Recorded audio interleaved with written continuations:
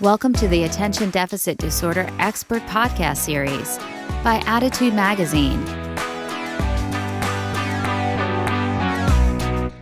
Hey everyone, welcome. It's Susan Coffin. I'm here for Attitude Magazine's weekly ADHD Experts broadcast. Today we'll be talking to Lisa Woodruff, who's the founder of Organized 365, about the topic of organization, especially organization for our listeners with attention deficit disorder. If you are someone who never feels organized, who just can't figure out how to get started, or where to start, or who tries organizing solutions and they just don't seem to work one after another, then this webinar is for you. Lisa will be talking today about why organization is not an innate skill, why it's developed over time, about how to plan, how to organize and complete the tasks that you start, and about executive functions that are something that affect all of us with ADHD and why they affect your ability to get organized. And she'll be providing 4 keys to start organizing any space in your home. I want to introduce Lisa to you. She is the founder of Organized 365, and you can find her on that URL, a podcast and the creator of the 100-Day Home Organization Program, as well as a number of other programs, including the Sunday Basket Workshop and Paper Organization Certification Program. She's an Amazon bestselling author of The Mindset of Organization, Take Back Your House One Phase at a Time, and about how ADHD affects home organization. She firmly believes that organization is not a skill you're born with. It's a skill that you can develop over time, and it changes with every season in your life. She's helped thousands of women reclaim their homes, and men, I'm guessing, and finally get organized with her focus on functional organizing, encouragement, and humor through her weekly podcast. So check those out, Organized 365 podcast. So Lisa, thank you so much for being here today. Thank you so much, Susan, and thank you everyone for joining me. I know your time is very valuable. I will not waste any of it. My name is Lisa Woodruff. I have a couple of podcasts. The ones I want to mention is Organized 365. If at the end of this webinar you're like, she has some out of the box ideas that I kind of like, you will like the Organized 365 podcast. If you specifically like my ideas about the Sunday basket and organizing your daily kitchen countertop paperwork and your actionable to-dos, you will like the Sunday Basket podcast. And the Sunday Basket podcast only has 29 episodes. So who am I? Why would you want to hear anything I have to say? My name is Lisa Woodruff. I'm from Cincinnati, Ohio. I was a born organized person, and then life got moving so fast it ran me over. And when I was ready to turn 40, I quit my teaching job in December and started Organized 365 in January, the year I turned 40. And I started a professional organization company shortly thereafter when my friends told me I was one. I didn't know I was a professional organizer. And as I was a professional organizer, I love organizing all age groups. So 8-year-old little girls, 88-year-old men, it doesn't matter. Any age group, I could go into their home and I could organize because I am an analytical problem solver. And as I was organizing majority women in Cincinnati, I noticed that there were 4 stages that every woman goes through. Childhood, your 20s and 30s, which I call accumulation, your 40s and early 50s, which is survival, and 55 plus, which I call downsizing and legacy. And I'm a Gen Xer, so Gen Xers and baby boomers may resonate with this more than millennials. I have lived in the same house for 22 years. And when you live in the same house and you don't move, you move through phases of life, but you don't reorder your home. And that was my first book called The Mindset of Organization, how we actually go through different phases of life. And sometimes your house gets disorganized because you're in a new phase of life and you haven't changed your organization. The second book that I published, which is probably more applicable to you, is How ADHD Affects Home Organization. And I talk about the 8 executive functions of which we're going to talk about in this podcast at length. And in this, because my children have ADHD and they went to a specialized learning disability school, and I dove into that as the problem solver that I am, I was able to pull a lot of parallels into what was happening with them as children organizing their bedroom, with me as organizing 50% self-professed ADHD or diagnosed ADHD clients in Cincinnati. And my college degree is in early childhood, elementary, and middle school education. So I've been a teacher. So pulling on those teacher, parenting, and professional organization arms, I was able to determine that there is a lot that happens in the mind that either helps or hinders you getting organized. If you or a family member is struggling with ADHD, we have solutions for you. I want to let you know that organization is a learnable skill. It's usually never taught. And if you have some ADHD components, we need to figure out which ones are the most problematic, and then there are solutions for all of them. So today you will learn which executive functions affect your ability to get organized. This is the most important thing. So many people read my book about how ADHD affects home organization. They're like, oh my gosh, I've never had anyone explain my brain to me before. We're going to figure out what's going on in the inside of your brain and how your mind is holding you back from the organization that you desire, and how you can then apply solutions to plan, organize, and complete your tasks. And then the 4 key steps to starting to organize any space. Now, I'm not going to give you any concrete examples of how to get organized, and that is on purpose. I want you to be able to listen to me. This is why I love a podcast as well, and be thinking about your house as I relate to you different scenarios. However, I am going to be helping you with which executive function of the mind I am working on so that you can self-identify which ones are strongest for you and which ones are weakest, so you can support your weakest functions. There are 8 executive functions. FYI, no one has 100% of any of these 8. So it's not like somebody has them all and other people have none. We all have them at varying degrees. And how that manifests in your school and your work is where we come up with ADHD. It's a spectrum disorder. So there's flexible thinking, working memory, self-monitoring, task initiation, planning, organization, impulse control, and emotional control. I do not address impulse control or emotional control in my book or in this presentation. So we're only going to be talking about 6 out of the 8. All right, as I'm going through these first 6, I want you to really be thinking about which ones do you struggle with. And it would, if you yourself have ADHD, then through this whole presentation, only be thinking about yourself, and then watch the replay to think about different family members. Or if you don't struggle with ADHD, then think about one specific child or your spouse, one person as you're going through this versus trying to think about everyone at the same time. Let's start with flexible thinking. So flexible thinking is the ability to adjust to the unexpected. This is the person that doesn't lose it when you're going to change things at the last minute.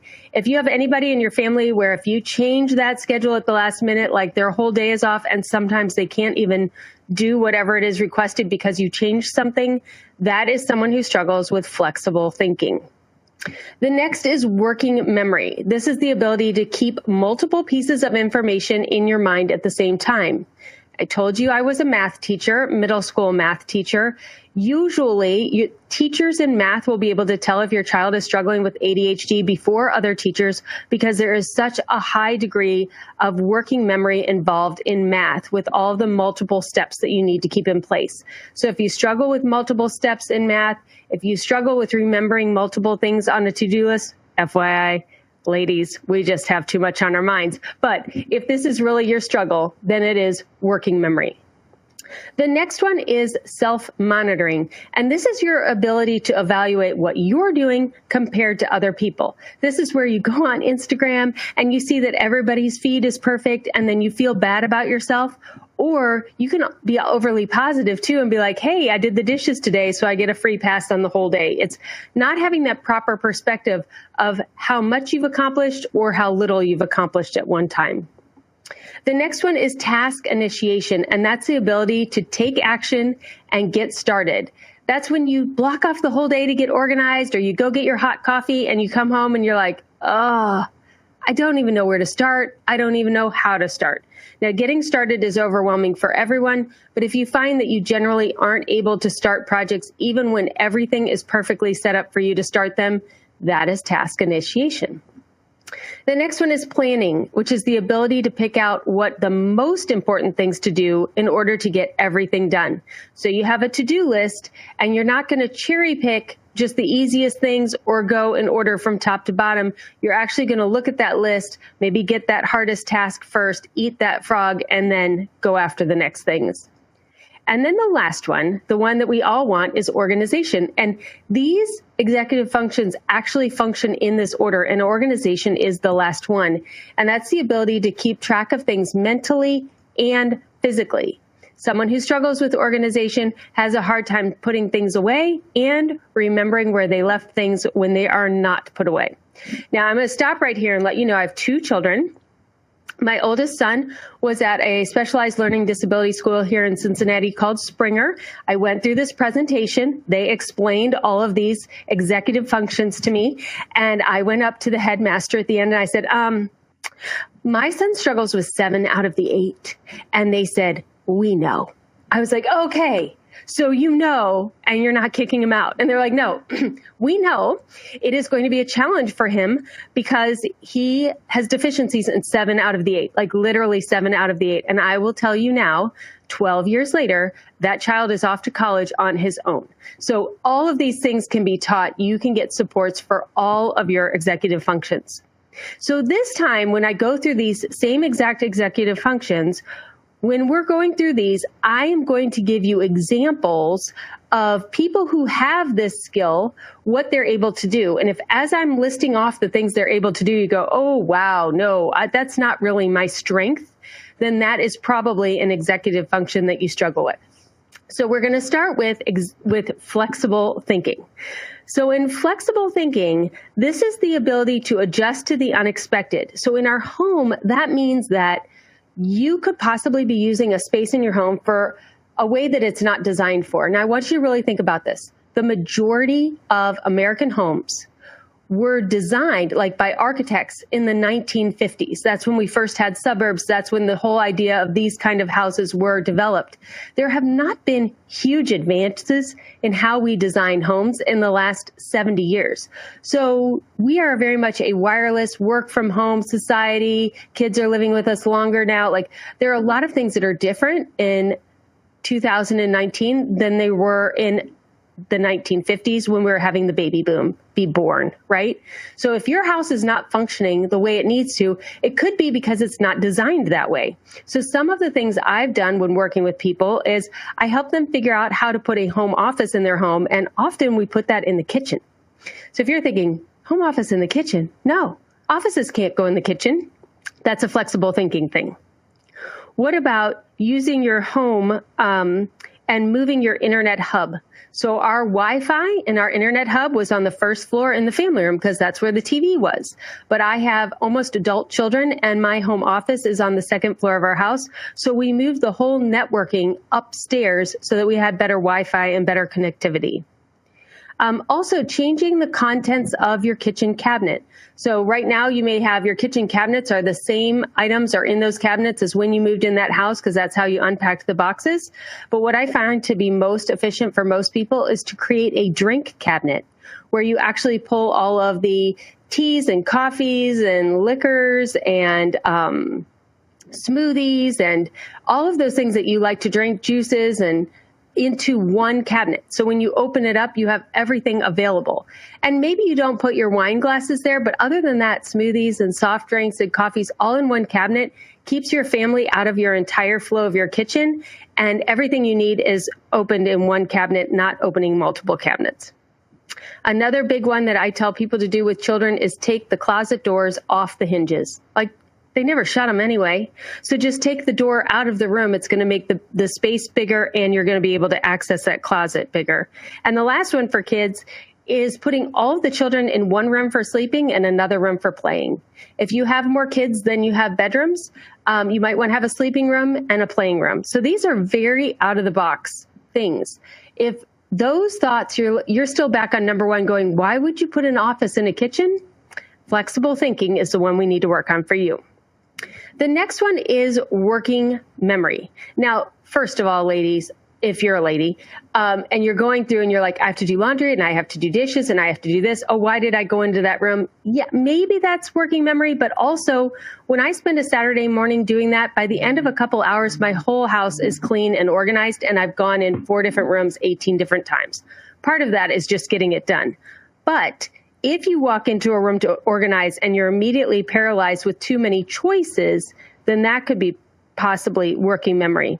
Another one is when you do sit down and get some organizing done and you create a couple of different piles of things to put away, and either at the end of that organizing session or the next day when you go back in that room, You can't remember what those piles are for or where they're supposed to go.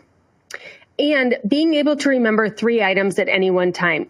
So I need to turn on the oven, make the coffee, start the laundry. Turn on the oven, make the coffee, start the oven. An hour later, you're like, I am exhausted. And you're like, darn it, I never made my coffee. Part of that is just life, busy life, and part of that is working memory. The next one is self-monitoring. And this is the one where we tend to not give ourselves enough credit and we don't give ourselves enough grace. I am constantly in all of my messaging giving you more credit for what you're getting done and more grace for what you haven't gotten done. I believe in progress over perfection. Done is better than perfect. You're never going to see my house in a magazine, but it is very functionally organized. This is being able to say, okay, yes, I have 10 things left on my to-do list today, but I was able to help my mom. Or yes, the family room is a mess, but I got the shopping done, made dinner, and the kitchen is clean. Or yes, the storage room is still a mess, but I cleaned out my closet last month and it's still organized. This is understanding that not everything is going to get done and giving yourself credit for the things that do get done versus beating yourself up for the things you did not get done. And along with this self-monitoring, the second level of this is understanding how long things take. Like, how long does it actually take to do things? So I timed myself. It takes 4 minutes to unload a dishwasher. I thought it took 15. It takes 10 minutes to change the laundry. I thought it took 20. So actually timing yourself and figuring out how long these tasks take so you have a more realistic expectation of how much you can actually get done.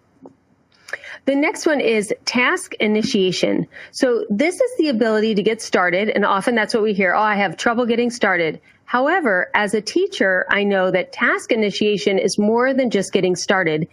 And if you really, really struggle with task initiation, it's over and over and over again. I keep going back to this middle school math because this is where it shows up.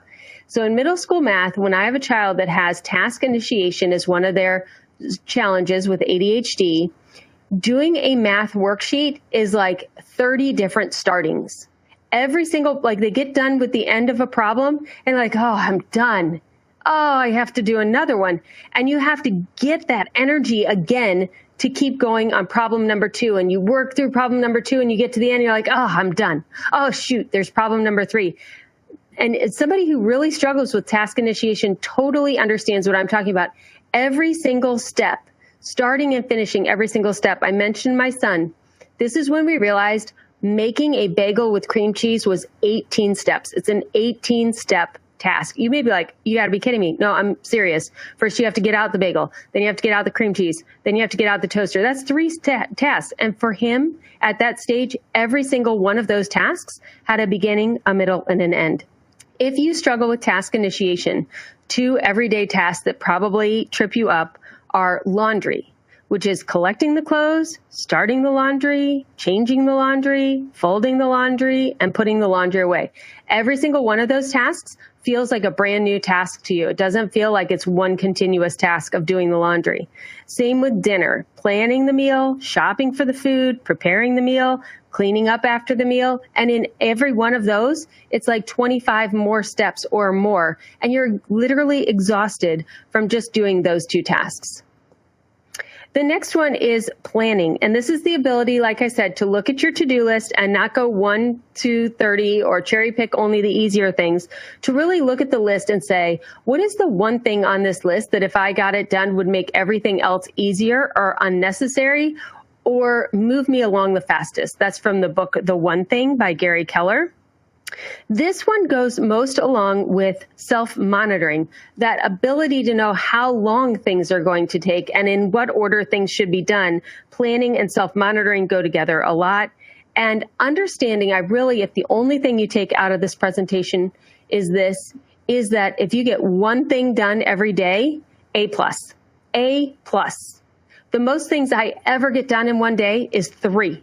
Seriously, we are putting way too much on our to-do lists, and we are expecting way more of ourselves than is humanly possible to even do. And the last one is organization. And this is the ability to keep track of things mentally and physically. Basically, the motto that you heard up, only one place for everything and everything in its place.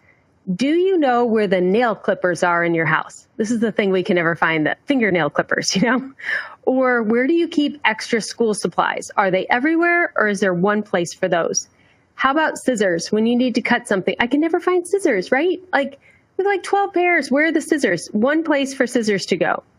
Or medicine, having cold medicine in multiple different places, or do you just have one place that you go when people don't feel well?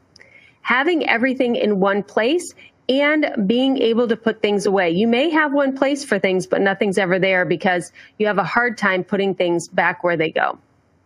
All right, so those are the 6 that we're going to talk about. Hopefully you have identified which of the 6 you or the person you're thinking about struggles with. I'd love for you to take a minute and think about, okay, which one is the biggest strength? Which one is the biggest weakness? And I'm going to go through these again, and I'm going to give you solutions. Are we ready? All right, we're going to start with flexible thinking. So with flexible thinking, Pinterest is your friend. If you struggle with flexible thinking, Pinterest and a Google search bar or YouTube are going to be your friend. And what I would encourage you to do is think about the next thing you want to organize. Let's say it's school supplies. And then go on Pinterest and search school supplies organization ideas. Or go on YouTube, school supply organization ideas, homework station, whatever it is that is frustrating you. Watch those videos, make a Pinterest board. If you don't have flexible thinking, this is going to give you a lot of ideas. Pick one and try it. Now, the thing about trying organization is you aren't always going to get the right answer the first time. About 80% of the time you do. So if you try 5 different organization ideas, one is definitely going to flop and you're going to have to go back and redo that. So we aren't looking for a perfect solution. We aren't going to Target and spending $200. We're just thinking, okay, Lisa stores all of her school supplies in her grandmother's desk in her living room. Well, I have space in my living room that's not being used. What if I gather all the school supplies all over our house and put them in one location in our living room? Does that work for me? It may not. This is also a great time to pull in that organizational friend, or when you have a friend over or you're at their house, just say, hey, how do you organize this? And get ideas from them as well. If you have a lot of flexible thinking like I do, I never go on Pinterest. I have a Pinterest account, but a team member runs that for me because I have so many ideas that Pinterest is idea overload for me. The next one is working memory. And whether you are diagnosed with ADHD or not, we just flat out have way too many things coming at us. And working memory actually declines after the age of 40. So if you're over 40, your working memory is getting less and less every year. And the solution to this is to write everything down. I cannot tell you how hard it was to teach my kids to write everything down, but if they don't write everything down, they will forget it. So write everything down, every idea you have, everything you need to buy, every request that comes at you by email or phone or children or parents or work, everything down. And my solution is to put that in this box called a Sunday basket. You put all of your ideas in there that can wait until Sunday, and then you go through that on Sunday and sort them out, because not all of our ideas are great. And because we don't have a place to put them, we feel we need to act on all of our ideas right away, or we're going to forget them. And if we're going to forget them, where do they go? And by having this Sunday basket, we can write down all of our ideas, and we can trust that we're going to remember them because they're in a box. And when we get to Sunday and go through those ideas, I'm telling you, 50% of them, I just recycle because they weren't that great of ideas, and I needed some time to lapse between the idea and actually the implementation. So the solution is to just carry note cards everywhere. Like, I have a little notebook in my purse. I have note cards in my car. I have note cards in the kitchen. I have note cards in my office. I have them everywhere. Whenever I have an idea, I write it down. I literally have no ideas in my head anymore. I could be fully present in this webinar because I'm not thinking about anything on my to-do list or anything that needs to be done later or any ideas that I've had today. I really want you, as much as possible, to try to let go of having a to-do list. A to-do list is a constant reminder of everything you haven't done yet, and you cannot get a to-do list done in one day. Picking 1 to 3 tasks to do for the day and writing out your schedule will help you so much more than an ongoing to-do list. And leading into that is writing out your schedule the night before. We're going to talk about that in planning as well. Next is self-monitoring. Remember, I said this is giving yourself an attaboy. Good job. You got an A+ today. You did great. Versus at the end of the day going, oh my gosh, there's so much to do and I didn't get anything done. If this is you, I just want to let you know, first of all, keeping tiny humans alive counts as a win. Like, if all the people that are in your control are still alive at the end of the day and no one's starved to death, you get an A+. Like, we need to give ourselves a lot more credit for everything we do every day that we just take as for granted. And I think it would be really helpful for you, if you struggle with this, just to have a simple little notebook by your bed. And before you go to bed, just write down one thing that you did today that you checked off your to-do list, are you really proud of? And you can always think of one thing at the end of the day. And then when you're having a down day or thinking, oh, I'm just not making very much progress, then go through and read your journal. All right, the next one is task initiation. And this is starting, but also continuing until you're finished with the task. The biggest thing for this is to only have one thing. Now, I've said that you can have 1 to 3 tasks that you want to get done for the day. If you struggle with task initiation, I want you to only have one. And I know you're sitting there going, she is crazy. She's completely crazy. Do you know how many things are on my to-do list? If I only picked one, impossible. I have to get 10 things done tomorrow. First of all, do you ever get 10 things done? Probably, usually not. And also, if you pick one thing, but you pick a large thing to get done, over time, it usually takes about 6 weeks. Over time, you will notice you have so much more time in your schedule and you're getting bigger things done and checked off your list, and your to-do list is becoming much smaller or eliminated into a Sunday basket. So I want you to learn to get success, to have success. Go ahead and leave all 10 things on your to-do list because you don't believe me. I 100% understand. Leave them all on there, but I want you to highlight one or star one, and that's going to be your one. And at the end of the day, no matter what, that one thing has to get done. So if you have 5 extra minutes, be thinking about how you're going to get it done. Or you find an extra hour, work on that. Or if you have to stay up a little later to get that one checked off, get it checked off your list. Once you've done that, you can reward yourself with social media or TV or a food treat or whatever you want. Just like we do with kids, reward yourself. But do not, I repeat, do not increase to 2 things on your to-do list until you've been able to accomplish one thing every single day for 6 to 8 weeks straight. And then you can add a second one, because we are really quick to go, oh, yeah, I can do that. All right, I'm going to add number 2 on. As soon as you add number 2 on, then all of a sudden you're not even getting number 1 done. I don't know why it happens that way. I just know it does. I did a podcast episode about how I was the same way. I was eating salads. I was doing great. I added more things. And then all of a sudden I wasn't doing the more things and I wasn't eating the salad anymore either. And I'm a pretty productive person. So one thing only. You can have the rest of the things on the to-do list if you want, but let's just focus on one. All right, let's talk about planning. Getting organized gives you time, hands down, no questions asked. Becoming an organized person, every space that you organize in your house is going to give you time. This is a way to buy time. However, it takes time to get organized, so it's kind of like a catch-22. Benjamin Franklin said, for every minute you spend in planning, you gain 3 to 4 in execution. So what that means is, if the night before, when you're getting ready to go to bed, you look at your Google Calendar for tomorrow or your planner, you see what your schedule is like. First of all, there may be some things on there that you forgot, like, oh, I have to have brownies at school for the kids, or, oh, I'm getting my hair cut tomorrow, or I'm meeting someone for coffee, or that report is due. I mean, it happens to me all the time. You don't always know what's going to happen tomorrow. So now you know the night before, and you can make arrangements or plans to make sure that happens. Also, I have found that when I go through my schedule for the next day, the night before, my brain actually goes to work at night, reordering things and helping me come up with solutions for what I'm going to work on the next day. It's amazingly awesome. And I know that when I spend 10 minutes at night making my to-do list, checking everything off for the next day, my agenda and my top 1 to 3 things that I'm going to accomplish the next day, I definitely save 30 to 40 minutes the next day, not forgetting things, not trying to figure out what I'm supposed to do next, not going backwards and redoing things because I couldn't remember where I left off. So that little note card that I make every single night saves me a ton of time the next day.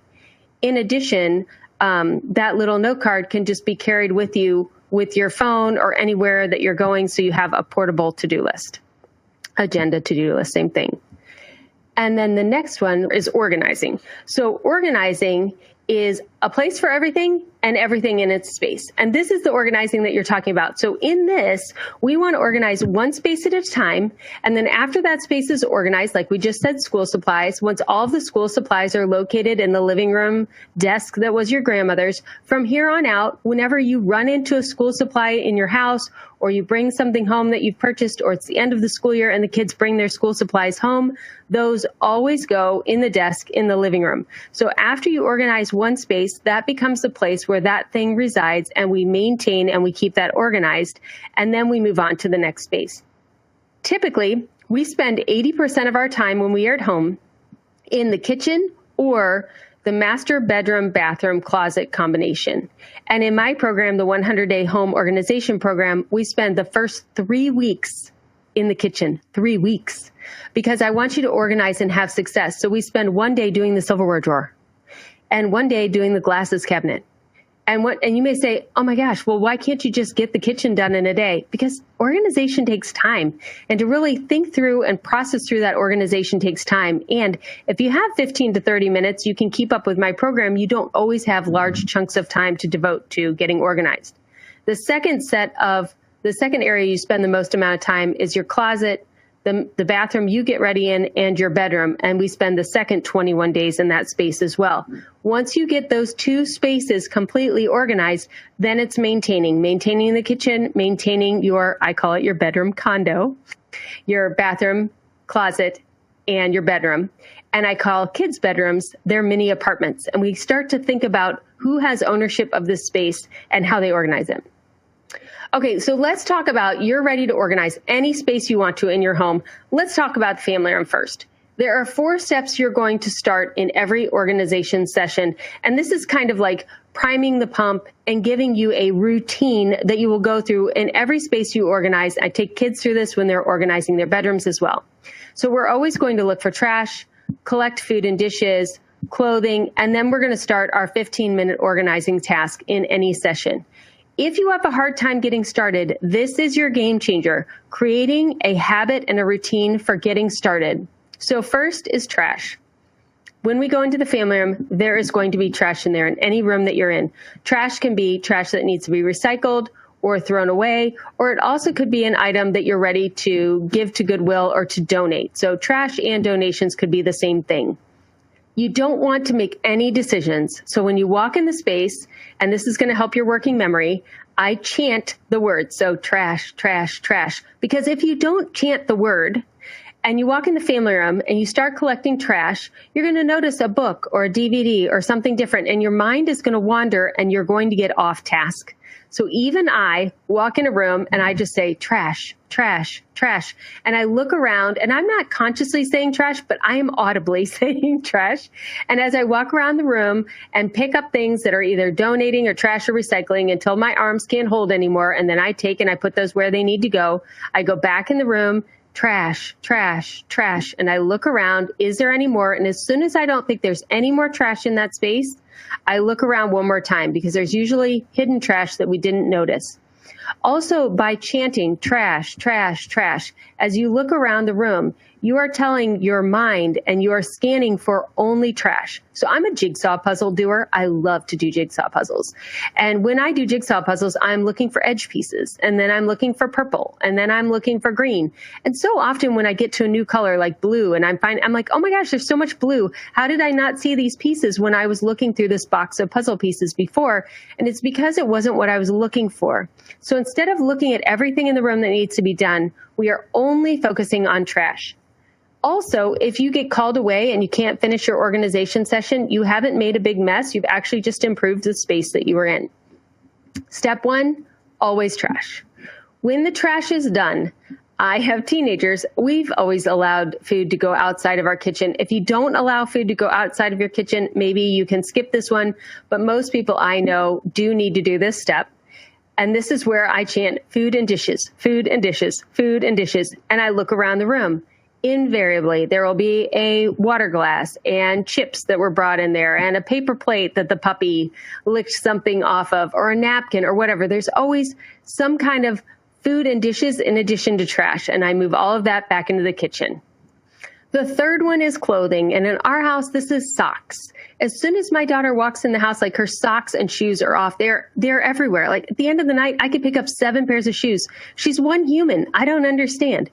Shoes, socks, backpacks, jackets, sweatshirts, dirty clothes, clean clothes. There's clothing everywhere in our car, in our family room. It's just everywhere. So I walk around, is there any clothing in here that either needs to go in our shoe basket or hung up where coats go, or the laundry needs to be put away? And you may be thinking, well, shoot, if I'm going to do all that, I'm not going to have any time to organize.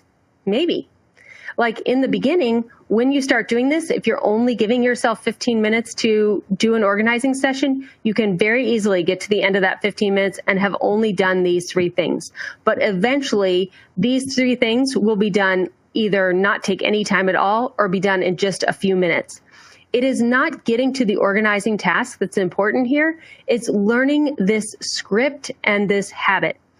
Once you develop a habit, it is very hard to break it. But if you're just trying by sheer willpower to get yourself organized, it's much, much harder to do that. So I'm going to review that real quick. We're going to do trash, then we're going to do food and dishes, then we're going to do clothing, and then you get to your 15-minute organizing task. Now, your 15-minute organizing task is going to vary based on your organizational ability, your organization muscles that you've honed, the size of your house, what you're trying to get organized. The 100-day program that I have breaks the whole house for any woman anywhere in the world in any size dwelling into 15-minute-a-day tasks. And this summer, we'll be adding a kids program. If you do have kids, you can go to organize365.com/kids, and there's a whole podcast series and checklist there for them to break down and organize their bedroom. If you aren't in a program or you have no idea where to start and you've gotten through those first 3 tasks, then I would pick a small area. I love to start in the laundry room. And the reason why I say to start in the laundry room is because, number 1, the family really doesn't care what you do in there. Number 2, you can take as long as it takes in order for you to get your family room, laundry room organized, and it doesn't disrupt the family in any way. You could practice your organizing muscles in there. We do have a free week where you could try organizing the laundry room the way we do it in our 100-day program. If you go to organize365.com/try100, I'll give you the whole entire program for doing the laundry room. But find what is the area that is really bothering you the most. Is it your closet because we're headed into spring? Then start with your closet. Is your kitchen because, I don't know, you just can't find what you need? Then start in your kitchen, but only do small 15-minute organizing tasks. So I know Marie Kondo is super, super popular right now. And if you have a professional organizer at your house, I 100% say, fine, get all of your books and put them in one location. If you're going to organize by yourself, do not dare to do that. Like, do one shelf on the bookshelf, do one drawer in the kitchen all the way through. Remember, task initiation, start, finish, clean it out, put everything back, then do the next drawer. Do not completely empty out your closet. Take all the shoes out, make all of the shoe decisions, put the shoes you want to keep back. If you still have time, take all the pants out. Don't empty the entire space, especially if you don't feel like your organizing muscles are as strong as they need to be. All right, so Susan, I'm going to hand it back over to you for question and answer.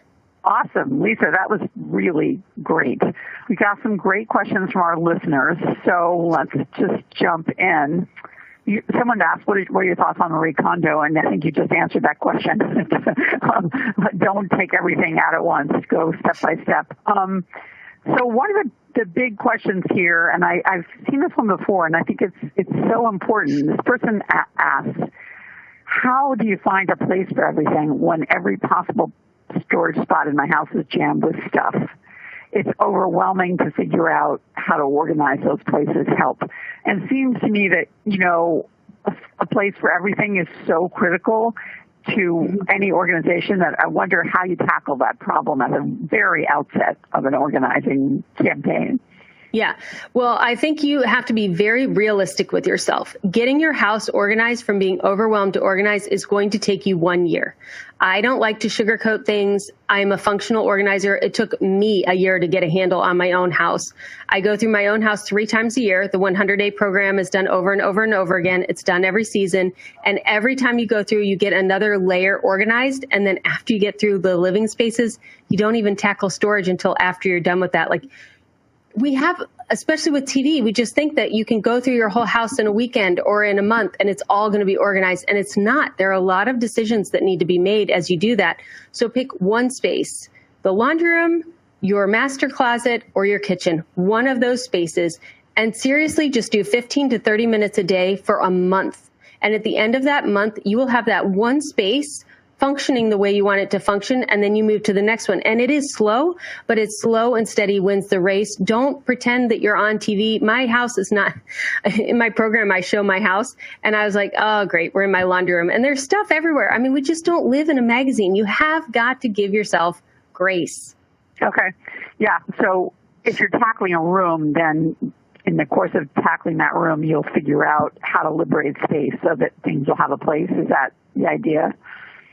Yes, because when you'll realize that, oh, shoot, I have pot holders in 2 different drawers, or, oh, we're storing, starches in 2 different areas, or you just may have a small house. And if you have a small house, then you're going to have to get rid of some stuff. But what I found it was after I'd lived in my house about 15 years when I started my own organizational journey, I just had never really decluttered very well. Like my kids were in middle school and I still had baby forks. Like I was like, probably don't need those. We don't even have any babies in our family.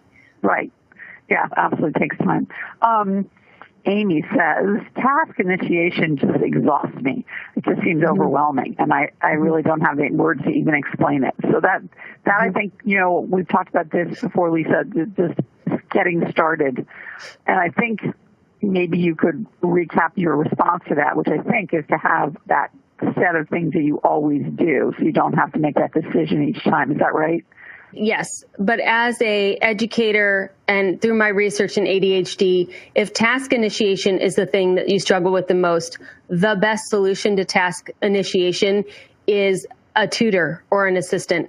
So depending on your financial ability, hiring a professional organizer is an amazing person to help you get you started and keep you going. Kids who struggle with task initiation need to sit close to the teacher and they're like, okay, do number 3, okay, do number 4, and kind of prod them along. So if you can't get a person to help you, you really need to find a program. Does not need to be mine, but you need to find a program where every day you're going to get the task. Okay, this is what the teacher has said to do. And you trust that the teacher has created a program that if you do all of the steps at the end, you will have an organized house. So you really need you're trying to get started and grow organizational muscles and figure out what to organize next. You can get your house decluttered on your own, but if you don't have organization as a strength, it's hard to figure out and miraculously become an organized person on your own without following some kind of a program. That's interesting. Okay. So consider if you really, really have a problem getting started and addressing the whole thing, getting some help to get started. So here's a micro question that I thought was great. When taking out food and dishes from the room, do you then do the dishes? No, you do not. Okay. Because that's a separate task, right? Yes. You go straight back to the family room to finish whatever until your timer goes off. So those 4 steps are being done to a timer. It can be. I find people like to have an end date, especially, think about starting anything new. Like I'm not very exercise-ish. So if I was going to want to run a mile, I'm like, all right, I'll run to the end of the block and then walk the dog at the end. And I'm counting every second until I'm done because I don't enjoy it. I'm not good at it. It's new. So if you don't enjoy it, you're not good at it and organizing is new, set a timer. As soon as you do this for 20 minutes, you get to go on Instagram or whatever it is you want to do. But you have to go all the way until the timer. Okay. Alex is asking how to avoid scope creep. In other words, how do you effectively define done when organizing? And interesting, I think that question was also part of the question about do you then wash the dishes, right? Sit down and this is how I came up with the program for the kitchen. I sat down and I listed every single space in my kitchen. And I was like, all right, there's the silverware drawer, there's the refrigerator, there's the freezer, I listed everything in a list. So make a list of every single thing in one room, the room that you want to start with, and then number them 1 to whatever. That's how many days it's going to take you to organize that space. And when you go in the first day, great, silverware drawer. You do the silverware drawer, start it, wash it out, put it all back, check it off your list, you're done with the silverware drawer. So scope creep doesn't happen if you have a task that you're starting and finishing in one place versus doing the whole room. Like organizing the whole family room is too large of a task. You need to break it down into smaller tasks. If you still have time, go on to the next one and you could do 2 tasks in one day, but do a task all the way through to the end and then go to the next one if you have time. Okay, that's great. This is a fun one from a listener. She says, I consider myself pretty organized, but it seems that something new is always appearing in my home, things that I don't have a designated place for yet. So I end up with random piles of things that don't have a home. Suggestions for how to tackle piles? And we also have a similar question from a listener who's asking about tackling piles of paper, the piles that pile up in the kitchen or on a table. Okay, so piles of things that come in, first would be identify the owner. So is it you? Is it a spouse? Is it children? Who owns the item? And earlier I alluded to the fact that my bedroom is considered a condo and my children have apartments. And when children are 12 is when I say that all of their possessions should reside in their apartment. We're teaching them life skills. So if it is a child's object, then, if there are too many of them, I grab a laundry basket and I collect them and I take them to their bedroom and I put the laundry basket in their room. Here, assimilate this into your apartment. It has creeped out into the main living areas of this complex. And I do it that way because you really want to think about ownership of the item and ownership of the spaces. And you do have communal living spaces, but when you think about storage as even if you have a garage or a storage room in your house, if you think of it as paid storage, you'll organize it differently and you'll get better shelving and you'll label everything that's in there versus just shoving things in there like it's a hot mess room. FYI, my whole house was a hot mess room, so I totally understand where some people are starting. So starting to identify whose it is, and then once we get to whose it is, what we need to do with it at that point, that is helpful. Also, you may notice that when I went for a new Wi-Fi router, they were like, how many devices do you have? I was like, I don't know, 6. When we got done adding up, I had 22. I had not taken into account that every printer was Wi-Fi and every phone and every iPad and we had so many more wireless devices than I realized. Sometimes you need to really take a step back and think about if you've lived in your house for more than 10 years, you might not even have Wi-Fi at all 10 years ago. So is it in the right location? Do we need different charging spaces? Do we need to buy more charging cables? Do we need to set up, so what is it that's causing the piles? Is this something that is short-term or long-term and needs to find a new home? And then with that, are there things still in our house that used to take up residence and they don't need to take up residence anymore? Like, okay, we don't tend to read books very often anymore, so we can get rid of books or DVDs. Like, do you even have we have so many DVDs and we no longer even have a DVD player, which is hilarious. But we can't get rid of the DVDs for some reason. So are you holding on to something that you don't even have the ability to play it? So that was that question. And then paper is a whole nother monster. So the Sunday basket is step 1 for organizing your kitchen counter paper and actionable to-dos. And then I am on a mission to ditch the filing cabinet, to completely eliminate it. I have 4 binders that replace the filing cabinet. And this is very helpful if you live in California where there are fires or, in the South where there are hurricanes. Files are not portable. And binders are portable, they're actionable, and they give you a confined amount of space that you have, so you don't save everything, you just save what is most important. Usually when people get their house organized, then they realize how much paper they have, and so we have a solution for that after you are done with organizing your house. Okay, so separate, I agree with you that paper is a whole other thing, and there are many questions here about paper, mail, magazines, books, including one from someone who hasn't been able to open the mail for a year. So I agree that it's a different. So the Sunday Basket podcast, just start at Sunday Basket podcast number 1, go all the way through 28. It will address every kind of paper that you have. Okay, Sunday Basket number 1. Questions from a couple of listeners who would like to know what you think about using your phone or an app, Trello, Notes, to capture Sunday Basket items. So I am a very much paper pencil girl. If it's digital, it doesn't exist for me. My son, who's very ADHD, does everything digitally. He'll send himself text messages and leave them unread. That's how he does his calendar because he doesn't do a calendar. So if it works for you, 100%, whatever works for you, keep doing. If it's not working for you, look for a new solution. Okay. Yeah, I'm a digital person, and if it were on paper, it would never work for me. But yeah, so I think you're right. Figure out your own if Trello and notes work for you, then so much the better. Because there are a couple of people here who say the idea of notes on paper, they will lose them all. So any comments on old photos and antique newspapers is memorabilia, I guess? You guys are hitting them all. This is good. So I say I have over 100 scrapbooked photo albums, and I've done over 500. Like, I love photos. That was my first career. Photos are very time consuming to organize. So I often tell people, organize your house, then organize your paper, then organize your photos and memorabilia. So if your house and your paper is not organized, keep archiving your photos and memorabilia in boxes and label what they're in. If you're ready to organize your photos and memorabilia, then I say designate a space for that, a room where you're going to be sorting photos, because most likely it will take you a solid year to sort and organize and scan or turn those into digital albums or whatever you want to do with them and disperse them to your family members. Okay. I think Marie Kondo says a similar thing. When it comes to memorabilia, it's the hardest of all categories, and to hold it until the rest of the house is organized. So that's consistent. This person is saying, how about organizing massive keepsake items? I think you would agree that those are in the memorabilia category and should come at the end. I have quite a few podcasts on that, like what to save when a loved one passes or how to save your childhood memories. My big thing about memories is that you save the memory, not necessarily the thing. So if you've been saving all of your kids' baby clothes because you love your kids' baby clothes, then save a couple of outfits for them for their babies someday, and then take your favorites and have that turned into a quilt.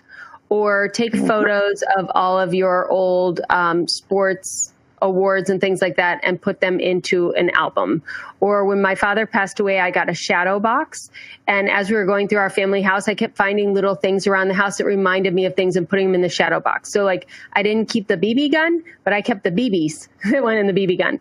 And we didn't keep the BMW, but we kept, like, for whatever reason, he had an extra emblem, like, the thing that's on the front of the car. We put that in the shadow box. Or a key to the golf court, or there was like a shower cap to a place we used to vacation. And I filled this little shadow box with all these neat memories, but I don't have the car or the house or any of the other big things. I just have the little remembrances. And every time I see that shadow box, it reminds me of all these things about my father. And so it's very meaningful to me. That's a terrific idea. There are listeners who are asking, I would call this a general category of helping others that they live with in the household organized. So one person who says, I'm on board with decluttering an organization. My husband's a pack rat. Or how do I help my teen without causing anger and over-parenting? So the general issue of living with people who may not be on board with your goal of organization and decluttering. Yeah, so everybody has a tolerance for minimalism to, I guess, hoarding, but not that level. Marie Kondo is definitely a minimalist. I am right in the middle of the road, so I don't mind if you keep your stuff. Like, I have no problem with it. You have to respect, again, who owns the item. If it's not you, then you can't declutter it, in my opinion. Like, it's somebody else's to declutter. If it's a husband and wife, that's a little harder because you share your bedroom. If you don't share the bedroom, like let's say it's a teenager and they are not as organized as you are, then I used to say to my daughter, it's like you're living in a hamster cage because there was so much stuff in her room and she had a hamster. So she thought that was hilarious. But I just keep putting all her stuff in her room. Like, it's not going to be in the house. If you want to keep all this stuff, then it's going to have to fit in your bedroom. And then you're able to keep the house at the level of organization that you want it to be at. Okay. This is a question. The clutter throughout my house is overwhelming. How do I decide where to start? And someone else said, did you say you had a plan to tackle the entire house? So I guess that's the question of if you're starting from ground zero, how do you start? Yeah, so if you're going to start on paper, then you would start the Sunday Basket podcast. If you're going to start your whole house, I have a 100-day home organization program. It's lifetime membership. We go through the 100 days 3 times a year. It comes with a planner to start. We have a Facebook group. We have all kinds of supports for it. We always start in the kitchen. So the kitchen is going to be where you spend the majority of your time. You can start in the kitchen. If that is a communal space and that bothers you, then start in your master closet. your side of your master closet. Let's get out the clothes that you don't look and feel great in anymore, even if that means we're dropping you down to 5 outfits that are less. I have a very minimalistic closet, not because I'm a minimalist, because I didn't like the clothes that were in there anymore, and I don't have a lot of money to buy more new clothes, but I am down to everything that's in there I love and wear, and that took me probably 18 months to get down to that point. Another thing I want you to notice, if you're going to declutter, in my opinion, you can only declutter about 20% at any one time. So even if you feel like 80% of this room needs to go, after you clear out about 20%, there's going to be a disconnect in you, and you're not going to want to declutter anymore, even though you know you don't want those items. It's just too harsh. And even as a professional organizer, we could sometimes get to 40 or 50%, but we could never get to the full 80%. It's just too drastic of a change. You need to be a little gentler with yourself. I always say, if you're not sure if you should get rid of it or keep it, keep it. Because in our program, 100 days from now, you're going to go through it again. Get rid of it then. Don't get rid of something and then wish you hadn't, because then you'll stop getting rid of anything. Keep it and then wish you had, and then you'll be better set up for decluttering. If the master closet is overwhelming, especially if you don't like the current size that you are, if the kitchen is overwhelming because it's a communal space and you just don't want to start that publicly with your family, start in the laundry room. Nobody cares about the laundry room. You may be the only one in the laundry room, and you could start to make little tweaks in the laundry room and practice the organizing and decluttering. A lot of things that end up in the laundry room are like mending or mismatched socks, and just declare Sock Day Amnesty Day. Gone.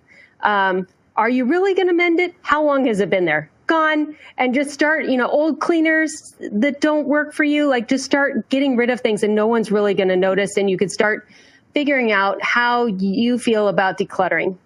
That is great, and we are out of time, and I want to thank you, Lisa. There's a comment here that I'm going to read for everyone because I think it reflects the thoughts of many people who are listening in. She says, "Thank you. I'm an adult living with ADD plus perfectionism, and I often don't start because I can't complete things in the beautiful way that I envision doing it. And 5 simple words that you shared earlier actually sunk in today, and that is done is better than perfect." So she thanks you, as do many others. So thank you so much for everything you've done. And everybody, check out Organized 365 and Lisa's resources, which has helped thousands and thousands of people. So thank you, Lisa. And thanks all for listening in today. Bye. Bye. For more Attitude Podcast and information on living well with attention deficit, visit attitudemag.com. That's ADDITUDEMAG.com.